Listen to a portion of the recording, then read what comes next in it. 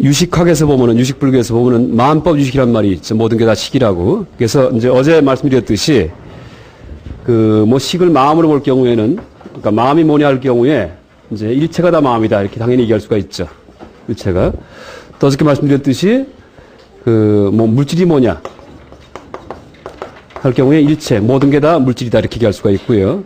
또 어저께 말씀드렸듯이 밥이 뭐냐 아니면 부처님이 어떤 분이냐 할 경우에도 마이크가 안 되나요?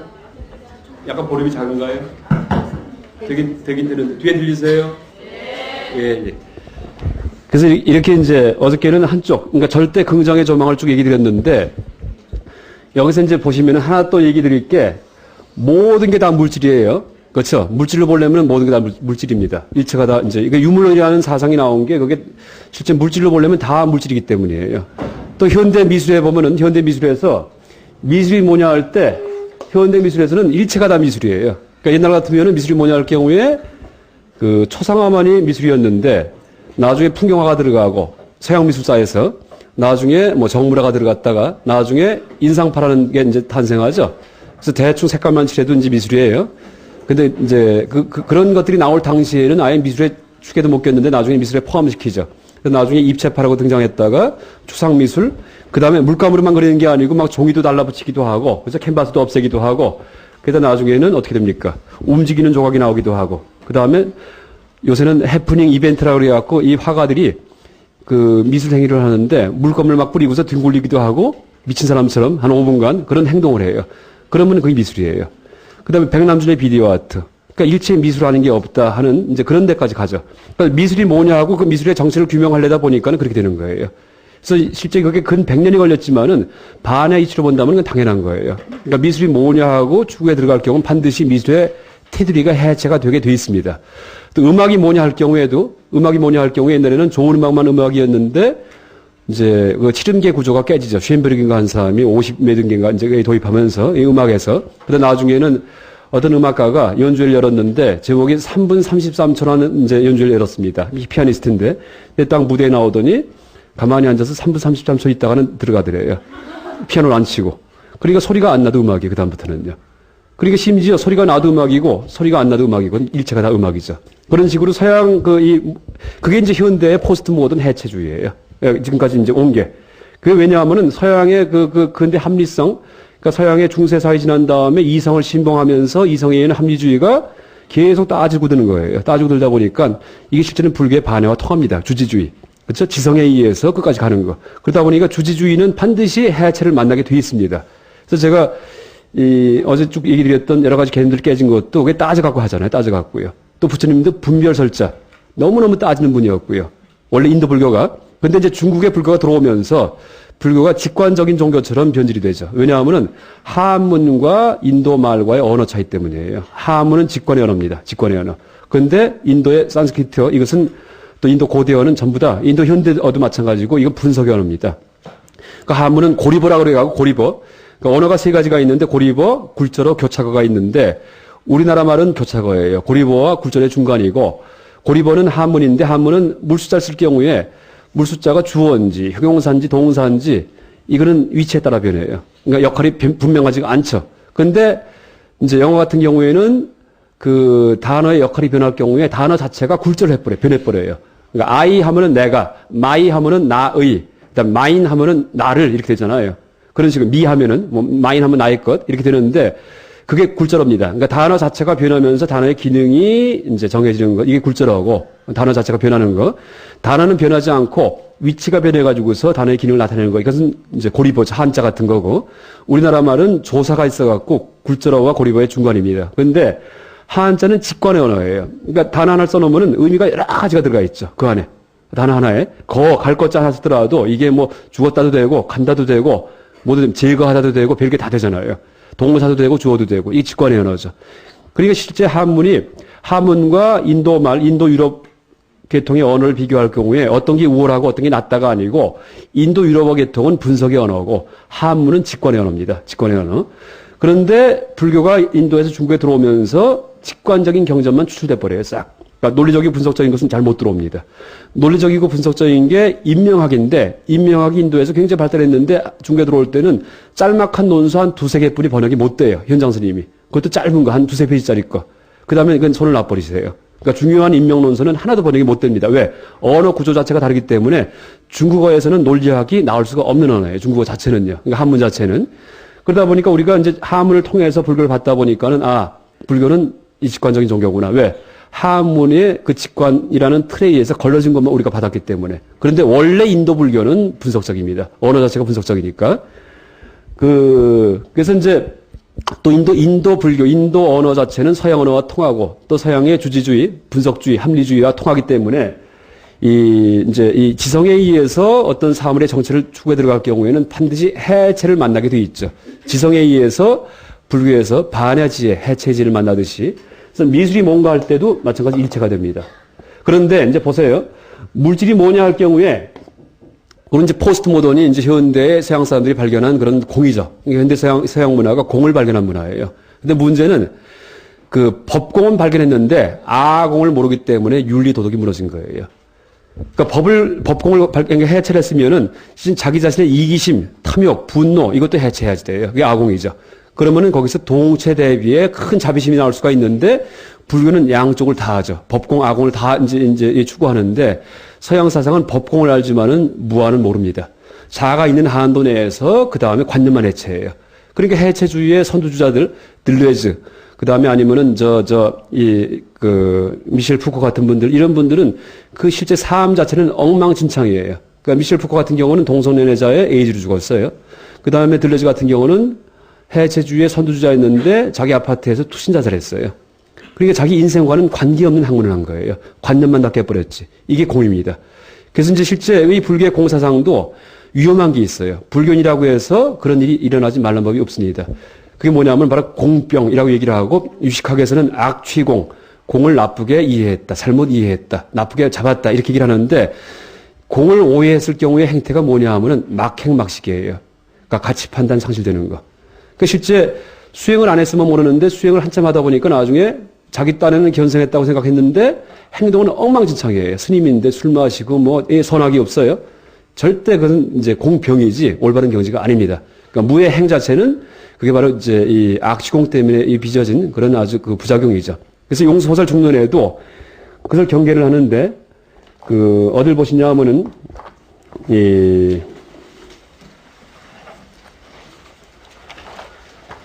제24품을 보십시오. 24품.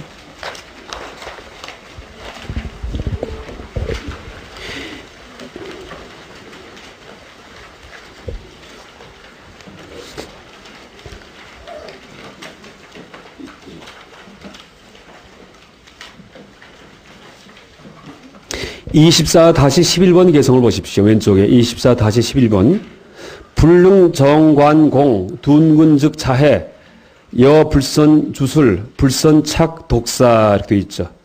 불능정관공 24-11번. 불능정관공 공을 올바로 관찰할 수 없어서 둔근즉 자해 하근기는 자기를 해친다. 그렇죠? 그러니까 아주 폐인이 되는 거예요. 여불선 주술 그러니까 주문 잘못 외듯이 서무당에 사람 잡는다는 얘기 있죠. 그래서 주문 잘해되면은 병도 낫고 여러 가지 좋은 효과가 있는데 잘 못하면서 주문했다가는 자기를 해쳐요. 여불선 주술. 그 다음에 불선착 독사. 독사를 잡으려면은 목을 탁 비켜야 되는데 꼬리를 잡으면 물려버리죠. 이 공이 독사예요. 독과 같은 거예요. 그러니까 실제는 이 독이 실제는 기사회생에 명약이 되는 게 독입니다. 독을 잘 쓰면 명약이 되는데 잘못 먹으면은 다 자기를 이제 해치는 그런 이제 극약이 돼버리죠. 이게 공입니다. 그래서 공의 위험성에 대해서 용수보살께서 이렇게 경계를 합니다.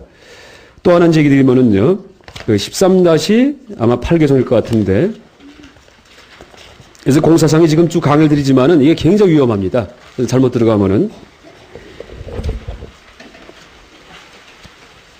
13-9번 개성입니다. 13-9. 제13 관행품 13-9.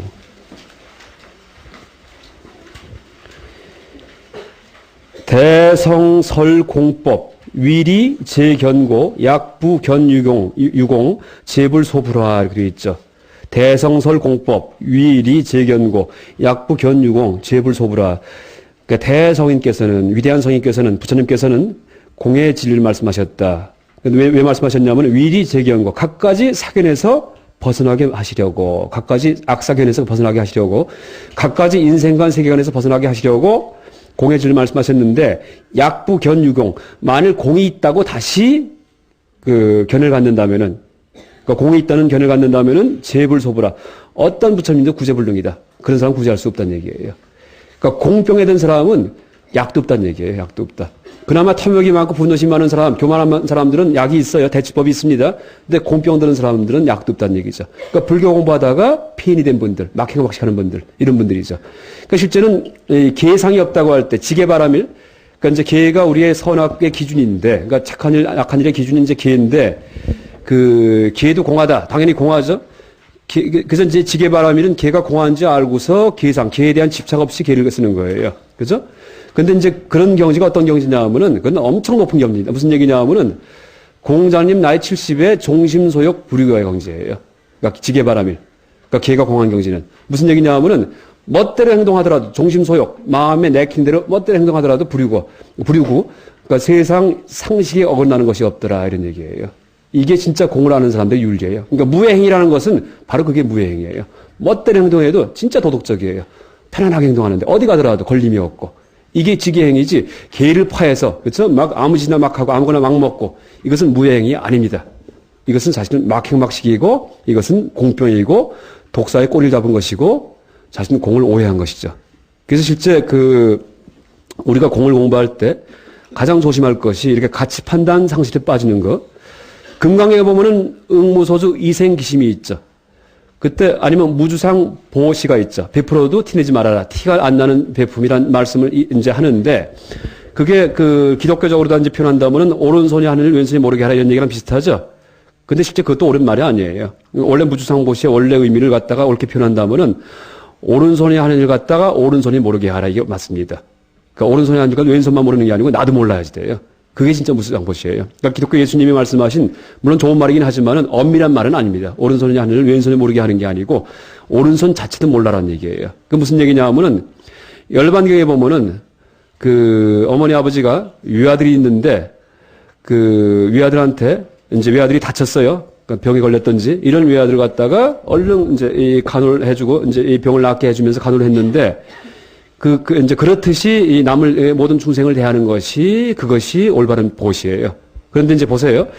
어머니가 자기 아들이 다쳤는데 얘를 갖다가 이제 얼른 이제 구해와갖고 그러니까 집안에서 이제 간호를 해줘갖고 이제 치료해 준 다음에 새근새근 잠이 들었는데 그 엄마가 자기 책상에 앉아갖고 일기를 쓰는데 나는 참 오늘 보람 있는 일을 했다. 아주 보람 있다. 착한 일을 했다. 우리 애를 갖다 치료해 줬다. 라고 만약에 일기를 쓴다면 그건 엄마도 아니죠. 그렇죠? 엄마는 그런 일기 쓸 리가 없어요. 애를 구해준 다음에도 계속 가슴이 아플 대비심 때문에. 그죠? 동체 대비심 때문에. 이게 무주상보시예요. 내가 틀림없이 착한 일을 했어요. 자기 자식을 구해줬어요. 그런데도 불구하고 착했다는 생각이 안 들어요, 전혀. 그렇죠? 이게 이제 진짜 무주상보시기 때문에 실제는 오른손 한 일을 갖다가 오른손이 모르게 하는 것이 진짜 진정한 무주상보시입니다.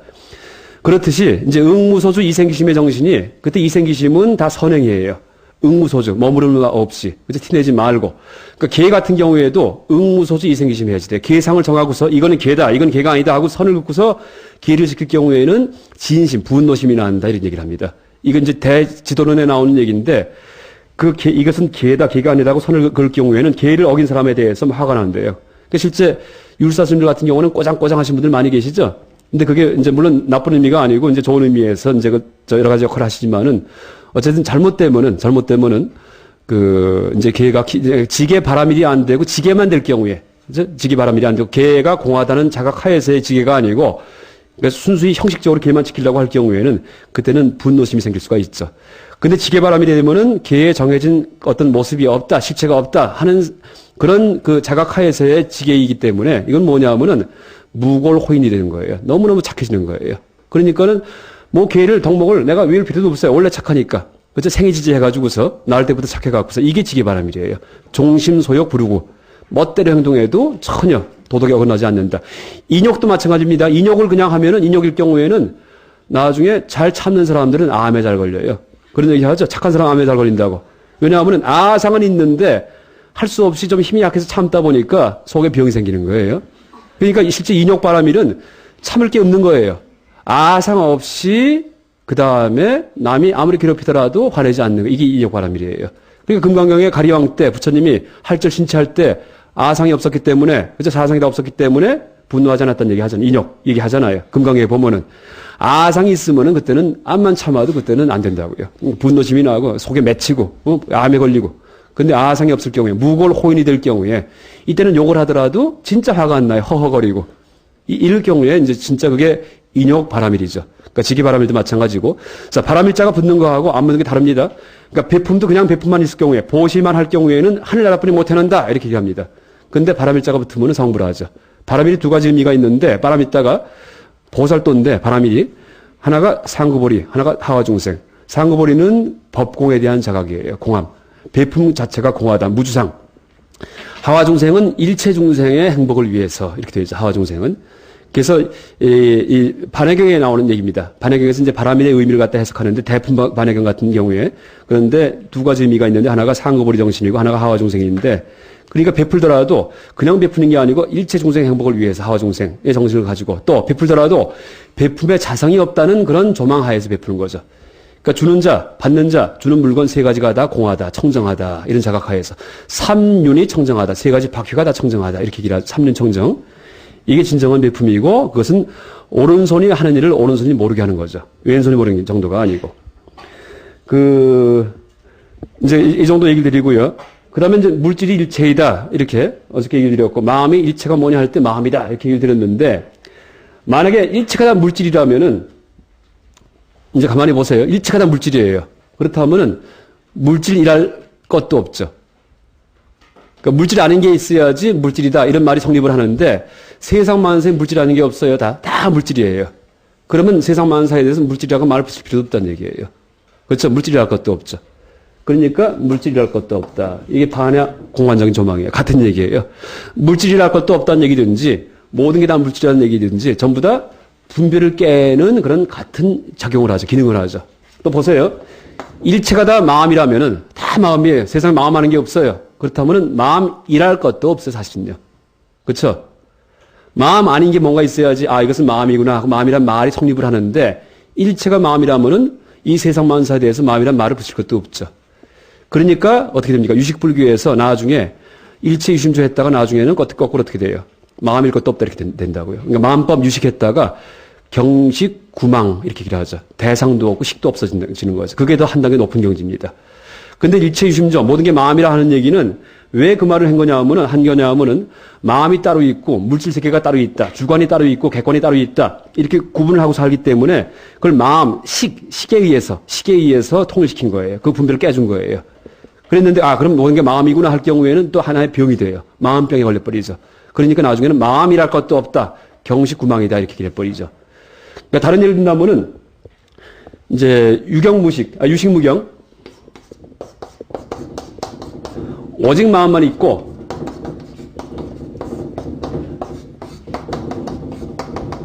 대상은 없다. 그죠? 이 말이 이제 이 유식불교에서 얘기하는, 유식학에서 얘기하는 어떤 표 같은 건데, 오직 마음만 있고 대상성은 없다는 얘기예요. 맞는 말이에요. 그러니까 왜 저런 게 마음인가 하고서 궁금할 수가 있어요. 그런데 이게 무슨 의미냐 하면은 그러니까 식이라는 개념 하나에 의해서 마음법을 갖다가 다 균질적으로 만드는 거예요. 그러니까 식과 경을 나누는 사고방식을 비판하는 거예요. 그러니까 유식무경이 잘 이해가 안 되는 분들은 이걸 거꾸로 이해하면 돼요. 유경무식 해도 돼요. 모든 거 다 대상뿐이고 마음은 없다 해도 마찬가지예요. 그런 취지가. 그렇죠? 일체가 다 대상만 있죠. 저것도 내 대상세계예요. 근데 꼬집을 때 아픈 느낌도 대상으로 바깥에 있는 경계예요. 생각에 떠오르는 것도 법경, 경계예요. 가만히 보니까 다 경계만 있어요. 내 마음속에서 갑자기 어떤 생각이 떠올랐는데 이게 내가 떠올린 건지 아니면 어떻게 우연히 떠올리는지 알 수가 없어요. 마치 창밖같아서 까치 한 마리 확 날아가듯이 내 마음속에서도 어떤 생각이 확 떠올라요. 그러니까는 실제 마음속이라고 생각은 하지만은 그게 마음속인지 마음 바깥인지 알 수가 없죠. 다 그냥 풍경일 뿐이에요. 풍경. 바깥에 그냥 바람이 불고 구름이 흘러가는 풍경처럼 내 속에서도 별별 잡념들이 풍경처럼 떠오르는 거예요.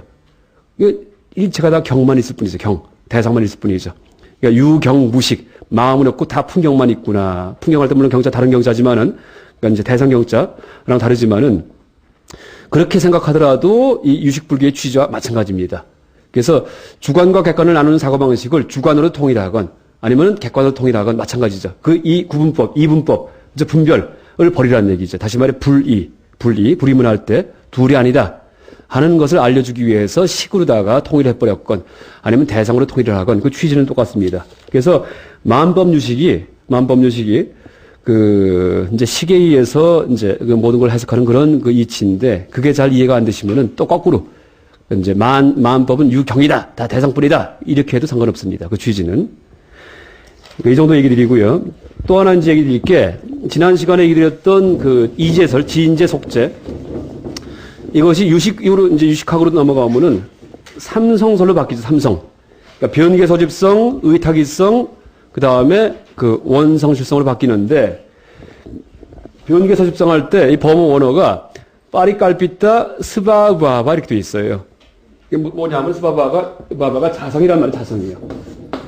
자성인데 이 자성이 서원불교에서 얘기하는 자성이 아니고 공사상에서 비판의 대상으로 삼았던 자성입니다. 자성. 그러니까 자성이 있다는 사고, 실체가 있다 이런 사고방식. 그죠? 눈이 실제 있다, 눈에 자성이 있다, 뭐 대상이 있다 이런 사고방식, 색이 있다. 이런 것들을 비판한 것이 이제 공사상인데, 이제 변계 소집성 할 때 원래 그걸 제대로 번역을 하면은 변계 소집된 자성 이렇게 번역을 해야 됩니다. 그러니까 빠리깔피따 스바부하바 되기 때문에 그 성품 성자 하나만 번역을 했는데 그것 때문에 많이 오해가 될 수가 있죠. 무슨 얘기냐 하면은 두루 분별된 실체예요. 착각이죠. 변계 소집된 거. 그러니까 눈이 있다, 코가 있다, 산이 있다, 나무가 있다, 삶이 있다, 죽음이 있다. 이게 변계 소집된 자성들이에요.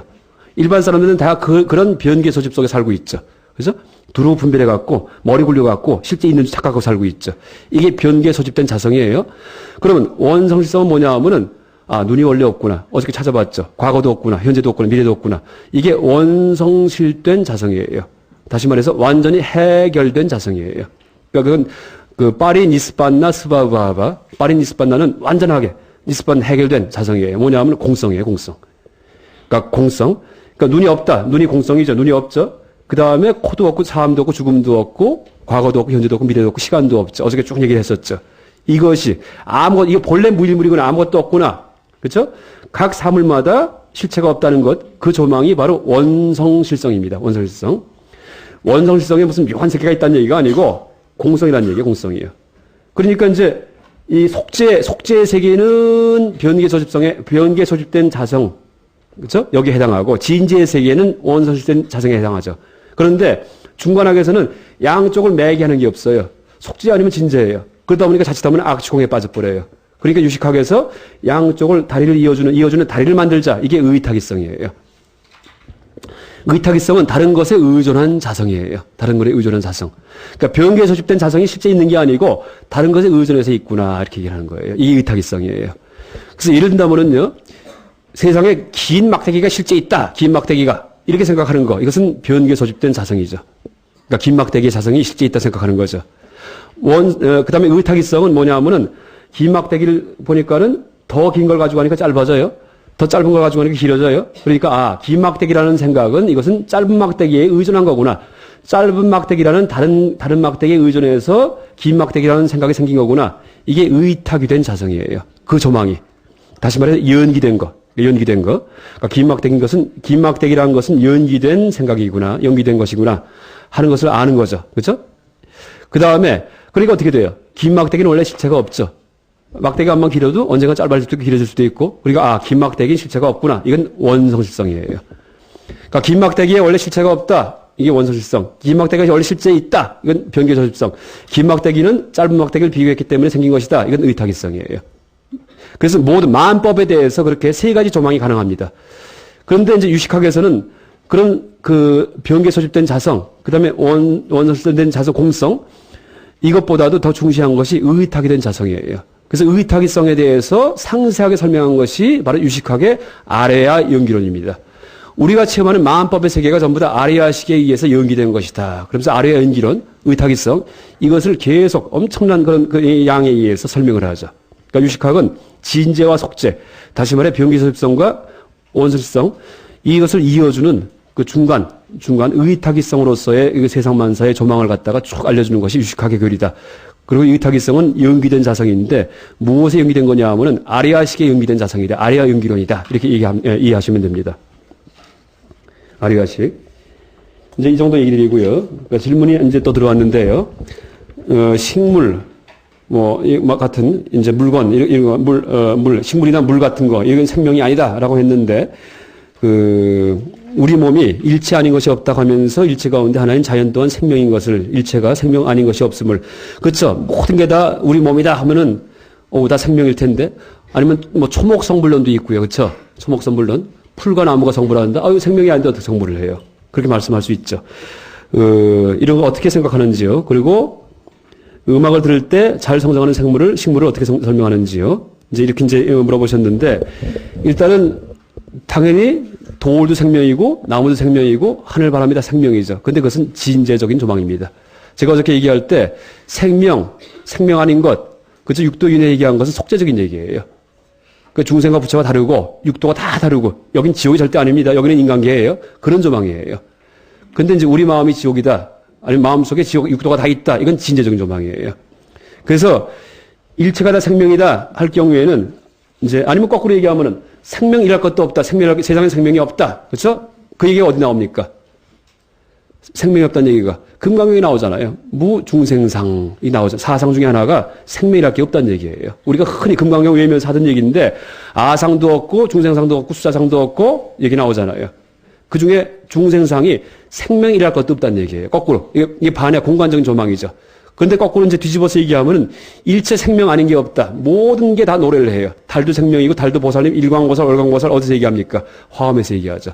화엄선은 산하대지가 산신, 지신, 주산신, 주지신 해갖고 다 살아나버려요. 세상 만사가 다. 왜 살아날 수 있냐 하면은 생명이 없기 때문에 거꾸로 뒤집으면 다 생명이에요. 근데 둘 다 반야 공에서, 이 금강경에서 중생상이 없다는 그런 절대 부정이나 화엄에서 일체의 자연물을 갖다가 생명을 부여한 거나 같은 얘기입니다. 절대 부정, 절대 긍정. 그런데 어제 얘기했던 생명이 있고 육도인해가 있고 중생이 따로 있다는 얘기는 이것은 속죄적인 세계에서 얘기예요. 속죄. 우리 분별의 세계. 마치 자아가 있어서 윤회한다. 이런 차원에서. 그러니까 당연히 이런 질문이 나올 수가 있지만은 이것도 역시 이재설, 진속 이재설에 대한 조망을 가지고 계시면은 이것도 쉽게 풀릴 겁니다. 그러니까 다 깨부시는 그런 얘기, 절대 긍정하는 얘기, 이건 전부 다 진재입니다. 진재. 물론 이제 그것도 유기적으로 좀 변화가 있긴 하지만은 또나 식물의 음악을 들으면 잘 자란다. 이렇게 이제 말씀하셨는데, 음악 중에도 이제 불협화음을 들려주면 못 자랄 거야, 아마요. 그러니까 좋은 음악 들려주면 잘 자라죠. 그렇듯이, 어저께 말씀드렸지만 식물만이 아니고 물에도 음악 틀어주고 물에 대해서, 그러니까 옴 하든지 좋은 마음을 자꾸 품어서 이렇게 뿜으면은, 이제 한 달 전에 TV에 나왔는데, 일본 사람들이 했어요. 일본 사람들이 이제 그걸 실제 물의 결정을 분석을 하는데, 아예 착하다, 물아 하면서 착 좋은 마음을 뿜어주니까는 물의 육각수가 돼버려요, 전부 다. 나중에 결정 보니까는. 그러니까 비단 이 음악을 들어서 이 배추나 이런 식물만 잘 자라는 게 아니고 광물도 좋아진다는 얘기예요. 그러니까 음악을 틀어줘서 잘 자란다고 해서 그게 생명인 근거는 아니란 얘기예요. 그러니까 돌이든지 광물이든지 물이든지 이런 것들도 전부 다 우리가 좋은 마음을 써주면은 그게 질이 바뀐다는 얘기예요. 그래서 제가 어저께 말씀드릴 때 염주를 만들더라도 그냥 만들어서 채워줄 게 아니고 한번 기도하고 스님들께서 법회하면서 그 염주에다가 좋은 기운을, 좋은 발언을 갖다 자꾸 좀 씌운 다음에 그 다음에 이제 남들한테 나눠주면은 그 염주의 물질이 달라지죠. 그 이치가 있죠. 마치 물이 육각수로 변하듯이 이제 그렇게 얘기를 드렸죠. 그래서 식물이 클래식 음악을 들어서 잘 자란다는 그런 그 사실이 당연히 있죠. 있는데 그것이 식물이 생명이라는 근거는 아닙니다. 왜? 광물도 클래식 음악을 들려주면은 좋아지기 때문에. 그래서 이제 생명은 반드시 중음신, 귀신이 붙어야지 돼요. 그러니까 이제 실제 그 광물 같은 거에도 귀신이 붙죠. 이게 저주받은 반지, 행운의 반지 같은 것들. 그런 것들. 그런 건 실제 이집트 피라미드 미라 열으니까 그다음부터 뭐만 갖고 다니는 사람 전부 다 애군을 이제, 그게 뭐냐면 저주하는 거예요. 그리고 무속인들 같은 경우에 귀신 보잖아요. 또 스님들, 큰 스님들 같은 경우에도 귀신 보신다는 얘기 하잖아요. 그래서 이제 그런 의미에서 하여간 우리가 생명이다, 중생이다, 아니다 하는 이제 그런 구분은 분별의 세계, 속죄의 세계에서 이제 말씀을 하는 거고, 일체가 생명이다, 이런 것들은 전부 다 진재죠. 그럴 경우에는 뭐 일체가 부처다. 우리 다 부처예요. 근데 왜 우리가 부처예요? 우리가 부처인 것은 진재고, 그 다음에 우리는 이제 어머니 중생이고, 그렇죠? 계속 수행을 해야지 되고, 이건 속죄입니다. 그래서 진제적인 조망과 속죄적인 조망. 그러니까 이제서 불교의 특징 중에 하나가 이제설이 있다는 얘기예요. 이제설은 다른 어떤 종교도 인도 내에서 이제는 얘기 안 합니다. 물론 이제 불교의 영향을 받은 그 샹카라의 베단타 사상에서는 이제를 얘기합니다. 그것은 불교의 중간 사상, 용수의 공사상을 그냥 흉내낸 거예요. 힌두교 중에. 근데 그거 말고는 다른 그 불교 이전의 사상에서는 절대 이제에 대한 얘기는 없죠. 진속 이제. 그래서 이제를 이제 조금 다시 염두에 두시면은 이제 그런 것들이 다 해결될 수 있습니다. 선생님 그러면 네. 복제인간은 뭐가 복제인간? 복제인간은 철저하게 우리랑 다른 분이에요. 그러니까 복제인간은 DNA만 복제가 됐을 뿐이지. 그러니까 복제인간이 뭐냐 하면은 여기서 뿅 해서 만드는 게 아니고 지금 체세포 복제를 하거든요. 무슨 얘기냐 하면은 정전 환자가 합해져갖고 수정관이 돼야지만이 이제 그놈이 커가지고서 생명이 됐는데 그 체세포를 떼가지고, 그죠? 그러니까 이제 염색체 수가 46개인가 그렇죠? 그러니까 정자는 23개, 난자 23개인데 합하면 40개 됩니다. 근데 보통 체세포, 몸에 있는 세포는 그 염색체가, DNA가 46개예요, 덩어리가. 근데 그걸 떼가지고서 자궁에 붙으면은 이제 그놈이 커가지고서 생명이 된다는 얘기예요. 그러니까 나를 갖다가 떼가지고서 이제 어디다 붙여서 키우면은 똑같은 놈이 생겨요. 근데 어린애죠, 물론. 그러니까 시간을 달리한 쌍둥이에요, 복제인간은요. 근데 그놈의 중음신은 달라요, 나랑요. 나랑 신체업을 똑같이 진 놈이, 그렇죠? 얼굴 생식은 똑같아야 되니까 신체업은 육신의 업은, 화신의 업은 똑같이 지어야지 돼요. 그런 놈이 어딘가 떠돌고 있다가는, 아유, 옳다 됐다 하면 달라붙는 거죠. 그렇게 봐야죠. 그러니까 복제인간은 엄연한 인격체예요. 엄연한 중생이고, 나랑 다르죠. 아무 상관없습니다. 복제인간, 나하고요. 쌍둥이가 서로 다르잖아요. 쌍둥이가. 세 쌍둥이, 네 쌍둥이가 서로 다 남들 아니에요. 신체 업만 같기 때문에, 신체. 보신, 법신, 화신 중에서 화신업이 같기 때문에, 그렇죠? 그렇기 때문에 몸이 똑같은 모양이지, 또 실제 요새 세상은 복제인간이 나올 만한 세상이 됐어요. 왜? 사람들이 자꾸만 서로 그 미인도 성형 미인은 다 똑같잖아요. 얼굴이요. 자꾸 닮아지려고 하고 정형적인 미인의 모습을 자꾸 하니까 그런 사람들 죽으면 다 똑같이 태어나죠. 생김새가. 그래서 이제 그 복제인간을 아무리 많이 만들다고 하더라도 그것은 DNA만 똑같을 뿐이지 DNA는 색신인데 색신. 거기에 달라붙는 중음신은 다 다르죠. 다 제각각이죠. 그리고 실제 우주에 수천억 중음신이 있기 때문에 지금 이 자리에도 엄청난 중음신들이 와 있죠. 2년만 맞으면 달라붙죠. 2년만 맞으면. 시험관 아기도 마찬가지고 다. 중음신을 부르는 안테나는 뭘까요? 그 DNA를 복사할 때. 중음신을 부르는 안테나요? 네. 중음신은 대개는 이제 아리아식 그 시계 그 미세신이라고 해가지고 아리아식하고 만화식하고 그렇죠. 색신은 있지만은 색신 이제 중음신도 오늘 다 갖고 있습니다. 중음신은 중음이기 때문에 사음은 죽을 때 시체고 생음은 태어날 때 수정란이고 중음은 가운데 음인데 근데 그 중음의 오온 중에서 색신은 우리 같은 경우 거친 색신이 아니고 빛과 같은 거예요. 그 우리 눈에는 안 보이죠 잘. 근데 벽도 뚫고 다니기도 하고 이렇게 얘기를 하잖아요. 근데 오온이 다 있는데 이제 그놈이 그러니까는 그놈의 중음신의 색수상의 식중에는 이제 그 전생 업종자가 다 녹아 있겠죠. 그러니까 그놈을 발현할 수 있는 DNA를 찾는 거죠 이거예요. 그래서 이제 들어맞아 갖고서 그놈이 자기의 DNA 업의 종자를 싹을 틔울 수 있는 그런 DNA에 이제 달라붙어 갖고 커나가겠죠. 자연이 연결돼 갖고 마치 달이 하늘에 떠 있지만은 어떤 물동이든지 간에 비쳐 있잖아요. 근데 물동이 하나 깨지면은 딴 데 가면 또 비쳐 있잖아요. 그렇듯이. 그래서 도관경이라는 경전에 보면은 윤회에 대해서 어떻게 얘기하냐면은 하나 더 얘기 드리면은 윤회에 대해서 이제 윤회가 어떻게 일어나냐 하면은 이제 지금 우리가 나의 그 마음, 나의 중음신이 지금 여기 붙어 있다는 생각을 하고 있죠. 내 몸속에 어딘가 있다든지. 그렇지만은 그 나의 중음신만이 아니고 세상 만사가 항상 두 가지 조망이 가능합니다. 그러니까 제 목소리 같은 경우도 제가 이 마이크를 통해서 스피커에서 나오고 여기서 입에서 나오는 거지만은 가만히 보면은 이 방 안에 꽉 차 있죠. 그렇죠? 여기도 제 목소리가 있지만은 이 방 안에 꽉 차 있고 이 방만이 아니고 바깥에도 들리죠. 제 목소리가. 어디까지 들릴까요? 끝이 없어요, 사실. 점점 작아지긴 하지만은. 이 볼펜의 모습이 지금 칠판 앞에 있다고 볼 수 있지만은 또 이걸 어떻게 볼 수 있을까요? 이 방 안에 꽉 차 있어요. 그 스님들 눈동자에 다 틀어박히잖아요, 다. 어린 천강지고 하늘에 달에 떠 있지만은 천강에 비추잖아요. 그 무슨 얘기냐면 꽉 차 있기 때문이에요, 꽉. 모든 사물은 발생하는 순간 우주에 편지하게 돼 있어요. 이게 화엄이체예요. 그 화엄기가 보면 부처님 몸은 어떻게 됩니까? 부처님 몸은 이 시방세계에 편지하신다는 얘기 하잖아요. 부처님 몸만이 아니고, 이게 바로 비로자나 부처님의 몸이에요. 이게 자체가. 그러니까 모든 사건은 이 모습이 시방세계에 편지합니다. 그러니까 달의 모습도 지금 우주에 꽉 차 있고, 칠판의 모습도 지금 입안에 꽉 차 있기 때문에 어디서 보더라도 다 보이잖아요. 이 칠판을 보는 게 아니고, 이제 지금 스님들 망막을 보고 있잖아요. 그 안에 빠져 들어간 그 색깔을 보고 있거든요. 그렇죠? 이 칠판의 모양, 형상이 입안 안에 꽉 차 있죠. 제 목소리도 꽉 차 있죠. 그렇죠? 그 다음에 냄새도 편지하잖아요. 냄새도요. 모든 게 이제 그래서 이제 우주에서 발생한 그러니까 세상에서 발생한 모든 사건은 두 가지 조망이 가능한데 하나는 국소적인 조망이고 하나는 파동적인 조망이에요. 파동. 편재성 조망. 양쪽을 다 갖고 있는데 우리는 일반 사람들은 국소적인 조망만 갖고 삽니다. 이것은 이 책성에만 있는 것이다. 칠판은 저기에 있다. 나는 여기에 있다. 목소리는 여기서 나온다. 이건 국소적인 조망이죠. 근데 화엄적인 조망은 편재적인 조망이에요. 모든 게 다 퍼져 있구나. 꽉 차 있구나. 그러니까 우리의 마음도 내가 무슨 생각했을 경우에 우리의 식이 나만 알고 남들은 모를 줄 알지만 실제는 모든 사람이 다 알아요. 내 속으로 생각한 것조차도. 그러니까 텔레파시가 통한다는 얘기가 그 얘기예요. 편재하기 때문에. 그러니까 송신기, 수신기가 맞으면은 서로 통하잖아요. 그래서 무슨 일이 일어났는지, 무슨 생각했는지. 타심통 마찬가지예요. 타심통이 왜 가능하냐 하면은 생각하는 순간 금방 그게 수신이 되기 때문에. 그러니까 이제 식이 맑아지면은 수신을 금방 하죠. 근데 식이 좀 막지 않으면은 지 생각에 하기 바빠갖고 남의 생각 잘 포착을 못 하죠. 그러니까 불교인들은 굉장히 예민해지는 거예요. 아주 섬세해지고 감성이. 부처님 같은 경우는 감성이 어마어마한 분이에요. 그러니까 감성이 굉장히 무디면은 그 불교 수행 못 합니다. 아주 세심해야지 돼요. 다 포착할 수 있고.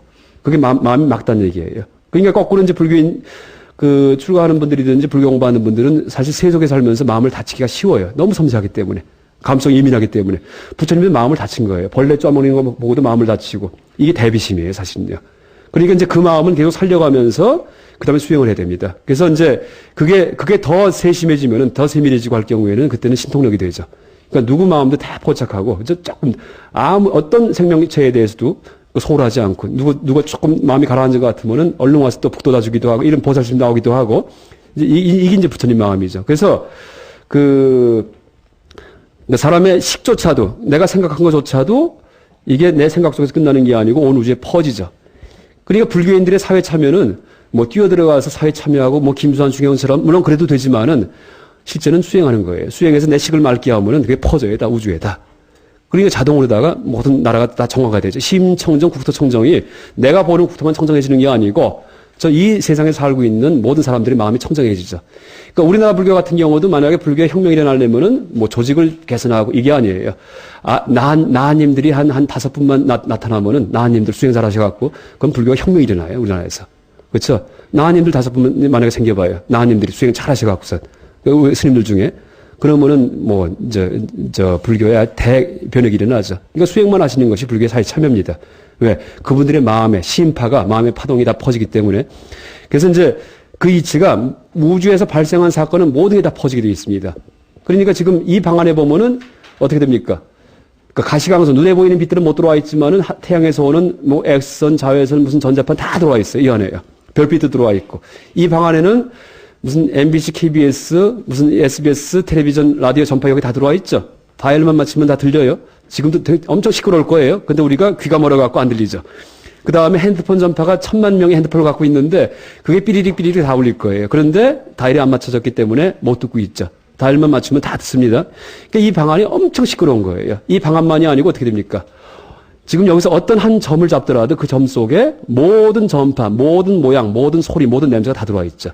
일미진중 함시방이에요. 먼지 한 티끌 속에 시방법계가 다 들어가 있다는 얘기예요. 이게 화엄입니다. 그러니까 화엄에서 얘기하는 먼지 한 톨 속에 우주가 들어간다는 얘기가 비유가 아니고 사실이에요. 여기 신통이 나오는 거고, 그 다음에 일체진중 여기것이 모든 먼지만한 공간마다 우주가 다 들어가 있죠. 하나하나가 다 법계예요. 하나하나가 다. 중중무진하죠. 또 그 먼지만한 공간 속에 우주가 들어있기 때문에 우주는 또 먼지가 있습니다. 그 먼지 속에 또 우주가 들어가 있고 무한 들어가죠. 거울에 비치듯이. 이게 이제 중중무진법계인데 그게 실제 화엄계에 나오는 그런 그 세계 비로자나 부처님의 몸이죠. 그 세계에 대한 묘사는 우리가 사는 이 세계에 대한 묘사예요. 지금 이 세계가 그런 세계라는 얘기예요. 그러니까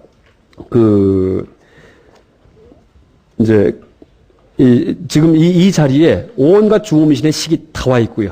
다 와 있고, 그다가, 2년만 맞으면은 그때 얼른 달라붙어 갖고는 뭐 시험관 아기가 된다든지, 그 다음에 이제 어떤 그 생명이 돼가지고 다시 이제 태어날 수가 있죠. 또 하나 얘기 드린다면은 이게 이제 화엄에 있기 때문에 어쨌든 많이 샜지만은 어쨌든 화엄으로 조금만 제가 소개를 드리고요. 철새가 자기 고향으로 날아가는 거. 그 다음에 뭐 연어가 동해안 남대천에서 이제 조금만 새끼 고기를 풀어줬는데 나중에 대서양까지 갔다가 다시 또 돌아와요. 큰 연어가. 그죠? 우리가 왜 그걸 풀어주냐 하면은, 치어를 풀어줘야지만 대서양에서 연어를 잡을 수 있는 조건을 이제 얻는데요. 잡을 수 있대. 그래야지만. 이제 잡을 권리를 갖다 얻기 위해서 그 새끼연을 풀어줍니다. 남대천에서. 그 다음에 강아지 백구, 이게 진돗개인데 대전까지 팔려갔다가 진도까지 돌아왔죠. 몇 달 만에요. 그게 전부 다 화엄의 이치예요. 그러니까 지금도 생물학자들이 그건 몰라요. 왜 그런지 몰라요. 그러니까 또 비둘기가 잠실 스타디움에서 올림픽 할 때 날렸는데 그놈들이 날아갔다가는 어떻게 돼요? 다시 다 자기 집으로 돌아가요. 왜 그럴까요? 이게 화엄의 이치예요. 뭐냐면은 자기가 살던 곳의 정보는 우주에 편재해 있기 때문에, 어딘지 퍼져 있기 때문에 자기가 살던 곳의 정보가 커지는 방향으로 찾아만 가면 되는 거예요. 그럼 자기 집이 나오는 거예요. 무슨 뭐 북극성을 보고 하는 것도 아니고 지금 설이 세 가지가 있어요. 북극성을 보고 한다. 무슨 별을 보고 한다. 집 찾아갈 때. 아니면은 지구의 자기장을 따라 지구가 자석이죠. 그걸 찾아서 뭐 간다. 뭐 별 거짓말이 다 있는데 다 아니에요. 답은 화엄이에요. 무슨 얘기냐면은 눈 가리고서 누가 종을 땡땡 쳐봐요. 그러면은 어떻게 해요? 찾아갈 수 있죠. 어떻게 찾아갑니까? 종소리가 커지는 방향으로 가면 되잖아요. 이게 비둘기가 자기 집 가는 거예요. 그러니까 잠실 운동장에서 비둘기 날렸는데 날리면은 막 흩어지는 게 아니고 어떻게 하냐면 나중에 보세요. 이놈들이 때려져 가지고서 크게 돌아요. 한 바퀴 몇 바퀴 돌아요. 왜 돌을까요? 어느 쪽으로 가야지 우리 집 냄새가 강해지는지 보는 거예요. 제가 비둘기는 아니지만 짐작해요.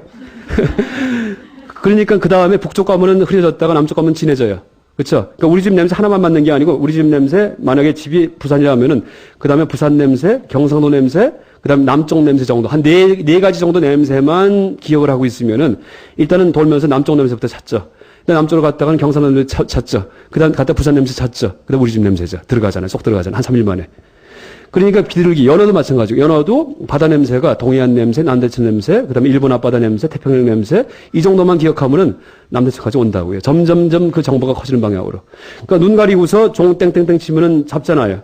실제 연속국에서 사극 같은 경우에 임금님 눈 가리고서 상공들이 잡아보세요 하면은 잡잖아요. 임금님이요. 이게 전부 다 화엄의 이치예요. 소리 커진 대로 가니까. 그 실제 우리가 어떤 물건을 가지러 갈 경우에도 저기 있는 이제 필통을 내가 가지러 갈 경우에 어떻게 갑니까? 가까이 가면은 점점 커져요. 정보가 커지는 거예요. 똑같아요. 우리가 실생활 속에서도 이게 수신기, 송신을, 일체 세상 만사는 송신을 하고 있어요. 다 전파를 보내고 있는 거예요. 눈이 수신기예요. 이 입이 이 송신기예요. 송신기. 귀가 수신기예요. 이거는 라디오, 이거는 텔레비예요. 텔레비. 조그만 텔레비. 그러니까 텔레비 보고 있는 거예요. 저기서 들어온 전파 수신을 갖고. 그렇게 가시광선 수신기랑 음파 송신기 수신기만 있기 때문에 우리가 다른 것들은 잘 못 보죠. 그런데 기계를 만들어 갖고 다이얼 맞추면은 핸드폰부터 라디오, TV까지 다 나오죠. 그 신통력이 실제는 신통력, 5신통, 6신통, 누진통 빼고서 5신통이 전부 다 이 화엄의 이치예요. 그러니까 천안통, 천이통이 전부 다 여기에 그게 다 와 있기 때문에 온 우주의 정보가 여기 와 있습니다. 하남 스님 같은 경우에 하남 스님 전기에 보면은 무슨 말이 나오냐면은 이렇게 마루에 앉아 계시다가는 야, 강 건너 마을에서 나 욕하고 있다 사람들이 그 농담으로 이렇게 얘기하시더래요. 실제 가보니까 송아지 한 마리가 이제 나왔는데 야, 하남 스님 닮았다 얼굴이 이렇게 하면서 사람들이 얘기를 하더래요. 하남 스님 화엄의 대가예요, 그분들이. 그 화엄을 자꾸 화엄적인 조망으로 다 세상을 자꾸 바라볼 경우에 그러면 그런 신통이 생깁니다. 근데 우리가 화엄적인 조망으로 보는 게 아니고 어떻게 봅니까? 국소적인 조망으로 보죠. 그러니까 파동적인 조망, 편재적인 조망으로 세상을 봐야지 돼요. 그래야 신통이 생기는데 그게 아니고 문은 저기 있고 칠판은 여기 있고 이게 다 국소적인 조망이에요. 그렇죠? 그 실체론 쪽의 작업 방식. 그러니까는 신통력이 안 생기죠. 근데 문도 온 우주에 퍼져 있고 내 마음도 온 우주에 퍼지고 하는 그런 화엄적인 조망으로 자꾸 세상을 바라보면은 생활하다가도 갑자기 누구 생각이 나요. 그럼 띠리 전화가 왔는데 그 친구예요. 그런 일이 자꾸 일어나요. 그러니까 별 신통이 아니고 실제 그건 해보세요 한번요. 해보면은 그런 일이 자꾸 누구 생각했더니 오고 있어요. 이게 화엄이에요. 마음이 맑아지면은 이제 그런 식의 일들이 일어나고 더 맑아지면은 옛날에 중국에 일화가 있죠. 그러니까 중국에 계시다가는 인도에서 배가 떠났다 하니까는 3년 있다가 보니까 경을 갖고서 실제 배가 떠나서 이제 오기도 하고 하는 게 신비한 일이 아니고 실제는 이 화엄의 이치가 세상을 지배하기 때문에 그러니까 비로자나 부처님께서 만든 세상 아니에요. 누가 만들었어요? 이 세상을 갖다가. 대위광태자 아니에요? 대위광태자. 화엄경에서.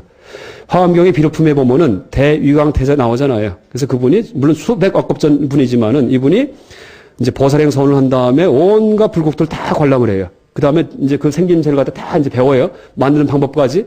그러면서 이제 보살도를 닦잖아요. 수억 겁에 걸쳐 갖고. 오늘 바란 다음에 본을 바래 갖고서.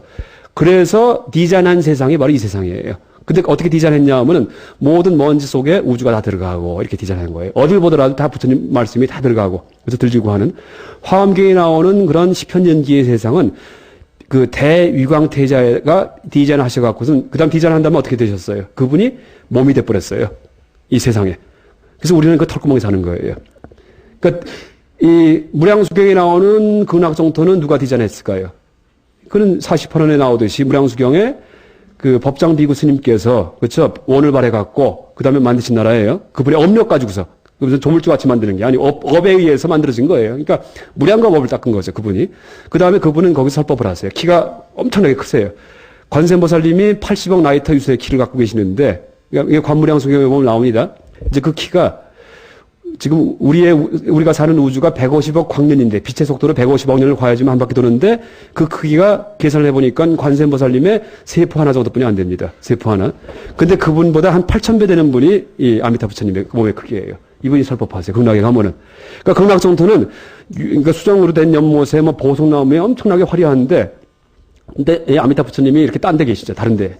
근데 우리가 사는 데도 여기도 정토입니다. 사실은요. 모르고 계시지만은. 이게 바로 지정각 세간이에요. 우리가 사는 세간은 세 가지가 겹쳐 있는데, 중생 세간은 우리들이고요. 인간계 뭐, 그 다음에, 기세간은 국토고요. 그 다음에 지정각 세간은 불보살 눈에 비친 세간인데, 우리 눈에는 안 보이죠. 근데 보니까 우리가 정토에 살고 있었어요. 누가 만든 정토예요? 대유광태자의 본원력에 의해서 만들어진 정토예요. 그러니까 눈만 열리면은 보이죠. 그게. 일미진중 하암시방. 그러니까 우리는, 그러니까 이제 처처 다 불상이라는 얘기, 다 부처님이라는 얘기가 이 비로전화 부처님의 몸이라는 얘기예요. 그러니까 우리가 사는 화정장엄 정토는 어떻게 디자인됐냐 하면은 만든 다음에 몸이 돼버린 거예요. 들어가셔갖고. 그쵸? 우리 몸속에 살고 있고, 아미타불 극락 정토는 만든 다음에 서 계신 거예요. 이렇게 해요. 이게 좀 다르죠. 그런 식으로, 그러니까 보살의 본원력, 보살의 수업급 수행이 전부 다 그런 중생들이 살 거처를 만들기 위해서 그런 식의 업을 쌓는 거예요. 그게 위대하죠. 근데 거짓말 아니냐? 이제 얘기를 해볼게요. 대승불교에서 나오는 이 신화들이 엄청나죠. 어마어마한데 위대한 신화예요. 무슨 얘기냐 하면은, 이제 하나 지금 뭐 얼마 안 남았으니까 그 얘기만 하고 제가 판단 비판은 이따 오게 하겠습니다. 대승불교 비불설 이런 말이 있죠. 대승불교 가짜 아니냐. 뭐 화엄경은 부처님 돌아가신 다음에 500년 있다 나온 문학작품 아니냐. 법화경도 마찬가지고. 그 시기가 현대불교학의 문제점이 바로 그거예요. 현대불교학적인 연구 성과 갖고서 우리 불교 공부하다 보면은 회불하게 돼, 회불이요. 무슨 얘기냐면 대승불교는 다 창작이다, 다 거짓말장이다 이런 얘기예요. 다 가짜다 이런 얘기예요. 현대불교학에서 그렇게 얘기를 해요.